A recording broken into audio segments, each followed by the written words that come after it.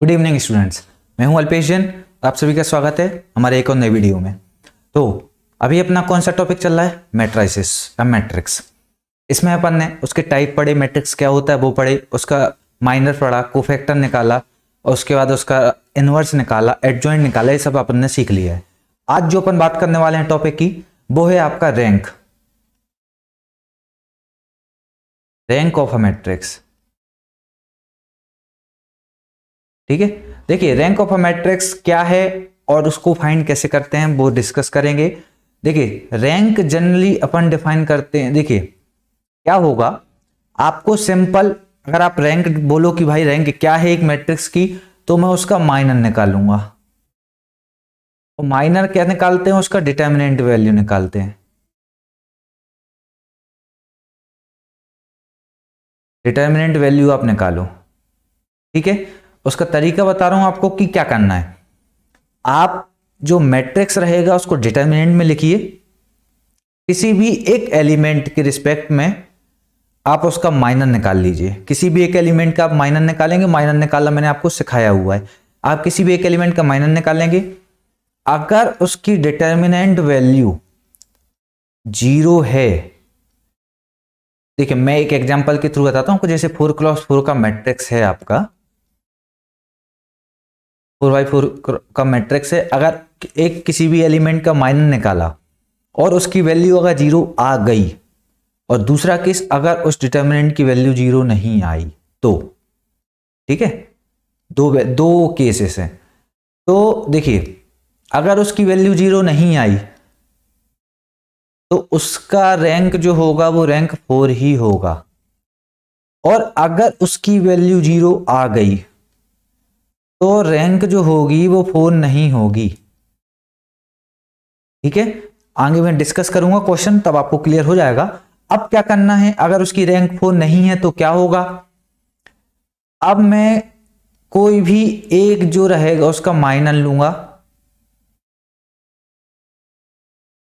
और उसका आपको माइनर निकालना है।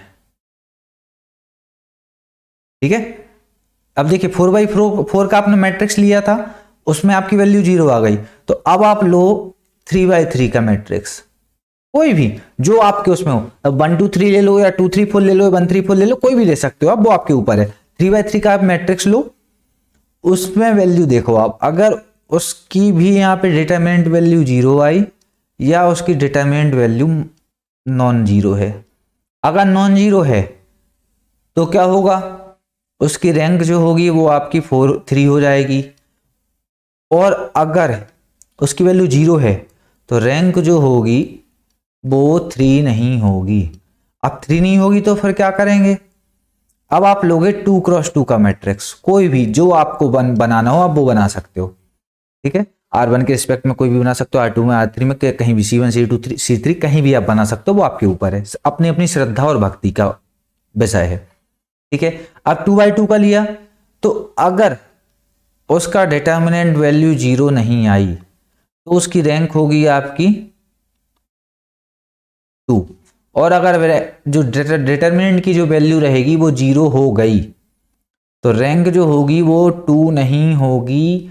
और जैसे ही 2 नहीं होगी तो उसकी रैंक जो हो जाएगी वो 1 हो जाएगी। ठीक है, आपको सिंपल जो आपको मैट्रिक्स दिया है, अगर 4x4 का दिया है तो अपन इधर से स्टार्ट करेंगे। इधर अगर 0 नहीं आया तो 4 ही रैंक होगी, और अगर 0 आया तो फिर आगे बढ़ेंगे।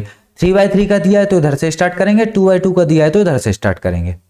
क्लियर है? चलिए एक क्वेश्चन लेते हैं, क्वेश्चन से समझते हैं। देखिए एक क्वेश्चन है आपका, एक मैट्रिक्स है A 1 1 2 2 4 6 3 2 5। ठीक है, अब इसमें क्वेश्चन है आपका find the rank of the matrix. ठीक है, रैंक आपको फाइंड करना है।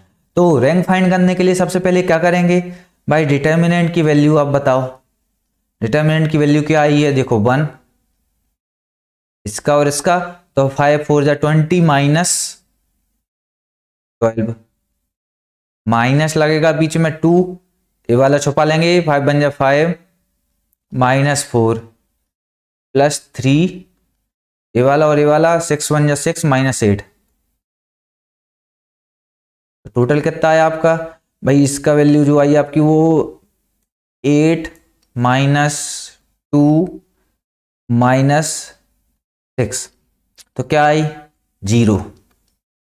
अगर आपकी 0 आई है तो ऑर्डर कितना था इसका? 3/3 था ना, तो रैंक जो होगी, रैंक आपकी 3 नहीं होगी।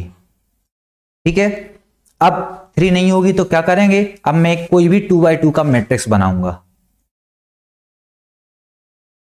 देखो मैंने क्या किया, मैंने ऊपर का ही एक जे ले लिया, 1 1 2 4। आप कोई भी ले सकते हो, आप 2 4 3 2 ले सकते हो, 1 4 2 6 ले सकते हो, 4 2 6 5 ले सकते हो, आप कुछ भी ले सकते हो, वो आपके ऊपर है। आप लोग एक काम करना, आप लोग भी अपना एक दूसरा लेके आपको ट्राई करके देखना। ठीक है, अब मैं इसका डिटर्मिनेंट वैल्यू देखता हूं। डिटर्मिनेंट वैल्यू कितनी आएगी इसकी? देखो 4 1 जा 4 -2 कितनी आई? 2, which is not equal to 0। Then we can say that rank of the matrix is 2। Clear है? चल एक और, अब देखिए 3/3 का लिया था, एक 4/4 का लेके देखते, तो आपको उसमें पूरा क्लियर हो जाएगा। ठीक है, अब मैं क्वेश्चन लिखता हूं। क्वेश्चन है आपका, ए इज अ मैट्रिक्स ऑफ 4/4, तो 1 2 3 0 2 4 3 2 3 6 2 1 8 7 3 5। ठीक है, इसमें क्या करना है आपको? Find the rank, rank find करनी है मैट्रिक्स की। ठीक है, तो सबसे पहले क्या करेंगे भाई? डिटरमिनेंट की वैल्यू निकालना है। लेकिन आप एक चीज बताओ, अगर आप 4/4 की आप रैंक निकालोगे, वो मैट्रिक्स का डिटरमिनेंट वैल्यू निकालोगे इस मैट्रिक्स की 4/4 की, तो आप मुझे बताओ आपको कितना टाइम लगेगा भाई? पहले 1 फिर 4 फिर निकालोगे आप। इससे अच्छा मैं काम करता हूं, या तो कॉलम को या रो को, इसको छोड़ के बाकी सारे जो रहेंगे उनको मैं 0 बना लेता हूं रो और कॉलम ऑपरेशन से। इससे क्या होगा कि मैं जैसे, अगर मैंने बोला आपको रो में देखो एक पहले से 0 है, तो मैं इन दोनों को अगर 0 बना लूंगा, तो जब मैं अगर रो R1 के रिस्पेक्ट में खोलूंगा पूरा मैट्रिक्स डिटरमिनेंट के लिए, तो क्या होगा? बाकी तीनों 0 हो जाएंगे, सब 1 की वैल्यू आएगी। तो 1 का किसी में भी अपन मल्टीप्लाई करो 1 ही आए, उतना ही आएगा जितनी वैल्यू से अपन मल्टीप्लाई कर रहे हैं। तो आप एक्चुअल में अपना मैट्रिक्स क्या बन जाएगा? वो 3/3 का मैट्रिक्स बन जाएगा। देखो मैंने C2 में ऑपरेशन लगाया, C2 -2C1। ठीक है, और दूसरा ऑपरेशन लगाया मैंने C3 में, तो C3 -3C1। मैंने 2 ऑपरेशन लगाए, तो अब देखो C1 ज्यों के त्यों रहेगा और C4 ज्यों के त्यों रहेगा। 1 2 3 6 0 2 3 5 ज्यों के त्यों रहा। अब आगे देखते हैं, C3 में लगाया, इसका डबल किया तो 0 हो गया। इधर डबल हुआ, 2 2 जा 4 4 -4 0 हो गया। इधर 3 2 जा 6 2 -6 -4 हो गया। इधर 6 2 जा 12 8 -12 -4 हो गया। ठीक है, अब C3 में लगाते हैं तो देखो 3 -3 0। इधर 3 दूना 6 6, 3 में से 6 गया आपका -3। इधर 3 इधर का 9, 1 में से 9 गया तो आपका -8 बचेगा। इधर 6 3 18 11, 18 में से 7 गया तो अपने 7 में से 18 गया तो -11 बचा। ठीक है, अब मैं R1 के रिस्पेक्ट में खोलता हूं, तो एक्चुअल में जो अपना बचेगा वो क्या बचेगा भाई? देखो इतना इतना कैंसिल, आपका जो बचा 0 -3 2 -4 -4 -8 -11 3 5। अब इसकी वैल्यू आपको निकालना है, तो देखो वैल्यू कैसे निकालेंगे? 0 का तो 0 ही होगा, -3 -+3 हो जाएगा। ये आपका दोनों आप -20 -+12, इधर +2, ये आपका हुआ तो +44 माइनस प्लस माइनस आपका 32। तो आपका कितना आया भाई 20 -8 -24 आया आपका। इधर 44 में से 32 गया आपका, तो कितना हो गया 12, 12 दूना 24 प्लस का 24 हो गया, तो कितना आया 0 आया। तो रैंक आपकी 4 नहीं हो सकती, तो रैंक रहेगी वो 4 नहीं हो सकती आपकी, ठीक है। अब 4 नहीं होगी तो क्या करेंगे भाई, अगर 4 नहीं होगी तो मैं कोई भी एक मैट्रिक्स लूंगा 3x3 के लिए, तो उससे सॉल्व करेंगे। भाई एक 3x3 का कोई भी एक मैट्रिक्स ले लो। तो देखो मैंने क्या किया 1 2 3 2 4 3 और 3 2 1 ले लिया। आप कोई भी ले सकते हो, कोई दिक्कत नहीं है। क्या लेना है अब देखो, डिटर्मिनेंट निकालेंगे। अब किसका निकालेंगे, एक देखो 1 2 3 2 3 4 3 2 1, ठीक है। तो इसका आपको मैट्रिक्स का डिटर्मिनेंट वैल्यू निकालना है, तो इसका कितना आएगा भाई, देखो 1 कितना हुआ 4 1 जा 4 -3 2 जा 6 -2 2 1 जा 2 -9 +3 2 2 जा 4 -4 3 जा 12, तो कितना हो जाएगा इसका, देखो -2 इधर +14 और इधर आपका -8 तो -24। तो कुछ भी आए अपन को कैलकुलेट करने की जरूरत नहीं है, बाकी कैलकुलेट कर लेते हैं। तो देखो 12 आंसर आ रहा है आपका, ठीक है, माइनस में, which is not equal to 0। अगर 0 नहीं है तो रैंक क्या हुई आपकी, रैंक हुई आपकी 3। क्लियर है आपको क्वेश्चन, सिंपल सी चीज है, आपको सिर्फ माइनर्स की वैल्यू निकालना है। अगर वो 0 नहीं आती है तो रैंक आपकी वही होगी जो ऑर्डर है, और अगर 0 आती है तो उसका एक छोटा वर्जन, मतलब 3x3 का है तो 2x2 का आपको माइनर निकालना पड़ेगा। 2x2 का आप माइनर निकाल के देखोगे, अगर वो नॉन जीरो आती है तो अपनी वैल्यू उसकी जो रैंक रहेगी वो 2 रहेगी, और अगर वो 2 भी नहीं है 0 आती है तो सीधा सिंपल सा लिख देंगे पर रैंक 1 है इसकी। क्लियर है क्वेश्चन, क्लियर है, चलिए वेरी गुड। तो अभी आज मैंने आपको रैंक निकालना सिखाया है। अब बात करते हैं नॉर्मल फॉर्म की।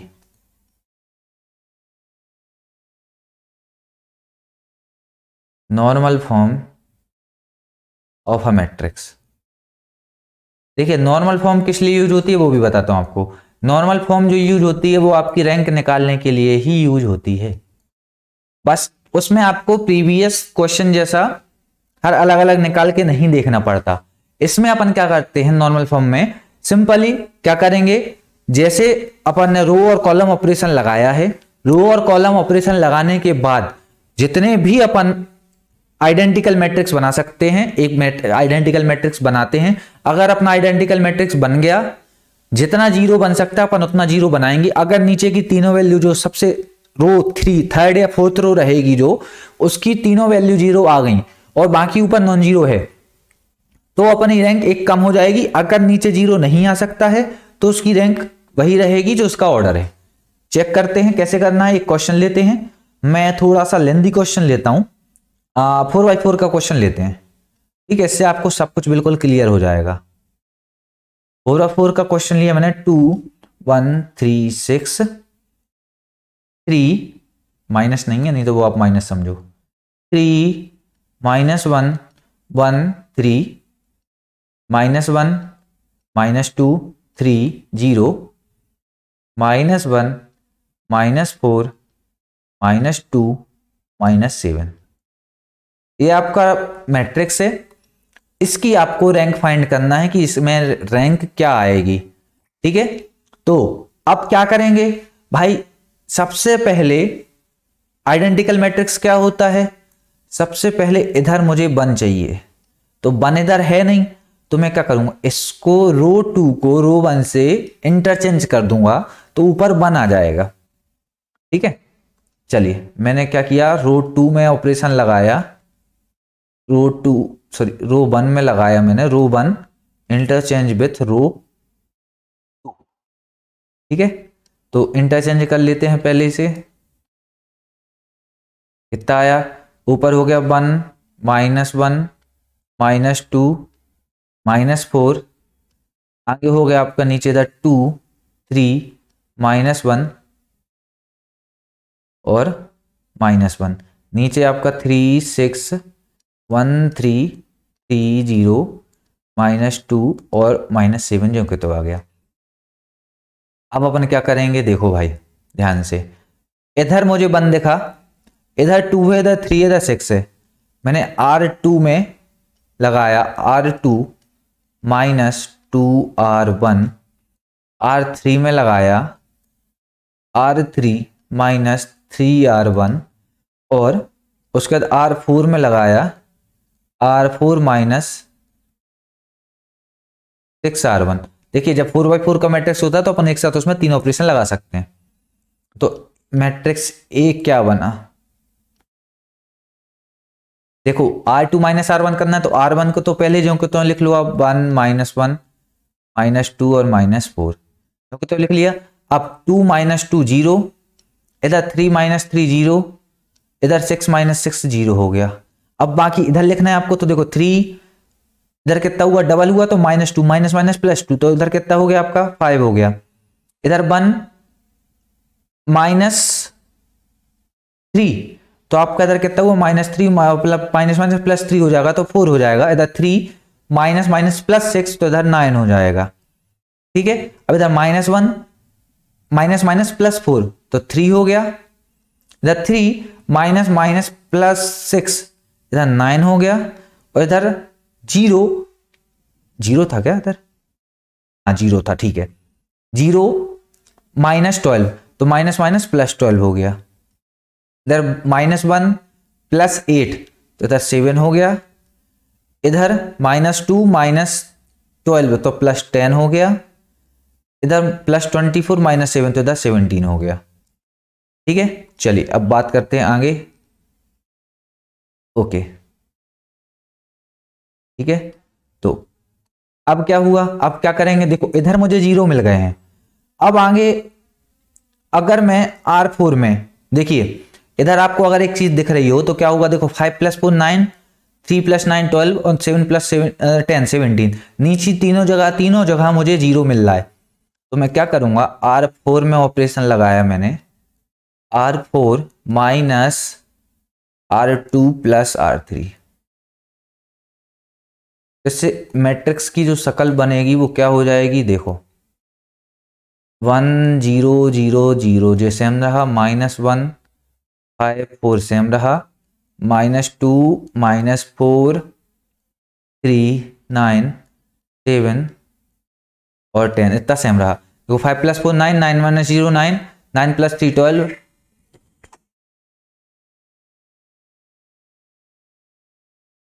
स्टूडेंट एक सेकंड आप मुझे टाइम देना। चलिए तो देखिए 9 + 3 12 12 - 12 0, 10 + 17 17 - 17 0। आपका देखो नीचे अगर चारों जगह 0 आ गया है तो इसमें क्या हो रहा है, आपकी जो रैंक है वो फुल नहीं हो सकती। अब देखते हैं 3 हो सकती है कि नहीं हो सकती है। तो आपको इधर 0 बनाना है, अगर इधर 0 बन गया तो रैंक 3 नहीं होगी और अगर 0 नहीं बना तो रैंक 3 हो जाएगी। तो देखते हैं, अब इधर 0 हो सकता है। R2 में अगर मैं R1 माइनस करूं तो इधर कितना हो जाएगा, 4 हो जाएगा, इधर 1 हो जाएगा, उधर 3 हो जाएगा। तो देखते हैं R2 - R3, तो इधर R2 - R3 किया मैंने, तो अब क्या होगा, ऊपर आपका जो कि तो रहेगा 1 -1 -2 -4 0 R2 इंटरचेंज करना है। ठीक है, इधर हो गया क्या, इधर R2 - R3 कर रहे हैं तो 5 - 4 1 हो गया, 3 - 9 -6 हो गया और इधर 10 - 10 -3 हो गया। इधर 0 0 नीचे इधर 0 आया और इधर कितना हुआ 4 9 और 10। अब मुझे एक चीज बताइएगा, अगर इधर मैं कुछ भी करूं, इधर इन दोनों में कोई भी आप रो या कॉलम ऑपरेशन लगाएंगे लेकिन वैल्यू इधर 0 नहीं हो सकती। आप इसकी वैल्यू 0 कर सकते हैं लेकिन इन दोनों को 0 नहीं कर पाएंगे। तो अगर आप इन दोनों को 0 नहीं कर सकते तो उसकी रैंक क्या हो गई, वहां पर रैंक जो हुई वो आपकी 3 हुई। ठीक है, देखिए आपको जितने ज्यादा आप 0 बना सकते हो उतने ज्यादा 0 बनाइए। अगर नीचे के जो तीनों, जो सबसे बॉटम रो रहेगी, अगर उसके तीनों चारों एलिमेंट 0 हो सकते हैं तो वो उतनी उसकी रैंक एक कम हो जाएगी। अगर उसके 0 नहीं हो सकते तो रैंक आपकी वही रहेगी जो हो रही है। क्लियर है? चलिए, तो अब नेक्स्ट वीडियो में अपन वेक्टर स्पेस पढ़ेंगे। तब तक के लिए जय हिंद।